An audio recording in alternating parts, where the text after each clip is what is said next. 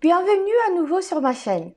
Dans mes vidéos précédentes, vous avez peut-être remarqué qu'il existe plusieurs options pour déployer Vim Backup for AWS. Aujourd'hui, je vais vous montrer comment installer Vim Backup pour AWS en utilisant une Amazon Machine Image ou AMI. Commençons le processus en accédant au tableau de bord EC2 dans le compte AWS où vous prévoyez installer Vim Backup pour AWS. Il est recommandé que ce compte soit séparé de votre compte de production afin que, en cas de catastrophe, vous puissiez toujours accéder à Vim Backup pour AWS et effectuer des opérations de récupération. Cliquez ici sur Lancer l'instance et donnez-lui un nom qui vous aidera à l'identifier facilement et à le localiser. Vous pouvez aussi également donner des tags AWS qui seront attribués à l'instance. Dans l'étape d'application et ImageOS, tapez Vim AWS Cloud Backup. Allez à l'onglet Community AMI. Faites défiler vers le bas et sélectionnez la version et la licence souhaitée.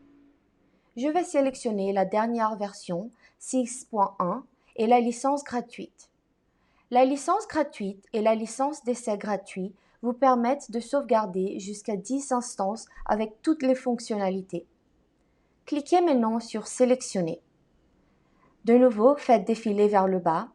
Et ici, vous pouvez choisir le type d'instance EC2 pour l'appliance de sauvegarde. Le minimum recommandé est T3 Medium, donc je vais laisser l'option qui est ici. Ensuite, sélectionnez une paire de clés qui sera utilisée pour s'authentifier contre l'appliance de sauvegarde. Vous pouvez en sélectionner une existante ou en créer une nouvelle dans la console Amazon EC2. Dans les paramètres réseau, cliquez sur Modifier et ici vous pouvez ajouter un Amazon VPC et un sous-réseau auquel l'appliance de sauvegarde sera connectée. Vous pouvez également choisir si l'appliance aura une adresse IP publique. Je vais laisser activer. Ensuite, vous pouvez créer ou sélectionner un groupe de sécurité existant pour l'instance. Je vais en créer un nouveau et laisser le nom tel quel. Gardez à l'esprit que si vous choisissez un groupe de sécurité existant, assurez-vous que l'instance a accès aux adresses publiques des services AWS et assurez-vous également d'avoir accès au protocole HTTPS pour accéder à l'interface web de Vim Backup pour AWS. Faites défiler vers le bas et dans le paramètre de stockage, conservez les paramètres par défaut. Enfin, cliquez sur Lancer l'instance pour démarrer le déploiement.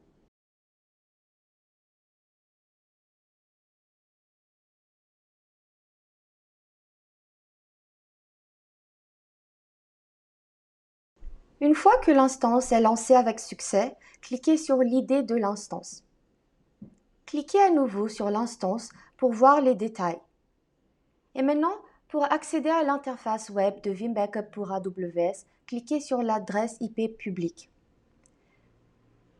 Vous pouvez voir un avertissement concernant un risque de sécurité potentiel en raison du certificat TLS actuellement utilisé pour sécuriser le trafic entre le navigateur et l'appliance de sauvegarde. Mais vous pouvez cliquer sur Avancer et poursuivre vers l'adresse. Si vous voyez cette page, attendez quelques minutes jusqu'à l'installation soit terminée. Une fois que c'est prêt, vous verrez cette page. Acceptez les termes ici et puis cliquez sur Suivant. À l'étape de configuration, nous avons deux options.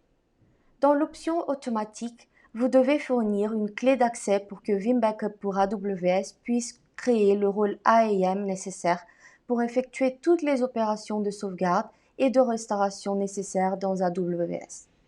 Dans l'option manuelle, vous pouvez choisir un rôle AAM existant. Le rôle doit être créé avant la création de Vim Backup pour AWS. Toutes les autorisations nécessaires et les instructions étape par étape pour créer le rôle sont dans le lien qui se trouve dans la description de la vidéo. Pour cette démonstration, nous allons procéder avec l'option automatique. Cliquez sur Suivant. À cette étape, nous devons utiliser une clé d'accès et une clé secrète qui ont les autorisations nécessaires pour créer le rôle AAM par défaut. Ces clés sont exclusivement utilisées pour configurer l'appareil et ne sont pas enregistrées ou stockées sur l'instance de Vim Backup pour AWS. Cliquez sur Suivant. Ici, à l'étape de l'utilisateur par défaut, entrez un nom et un mot de passe pour l'utilisateur administrateur qui accédera à l'appliance de Vim Backup pour AWS.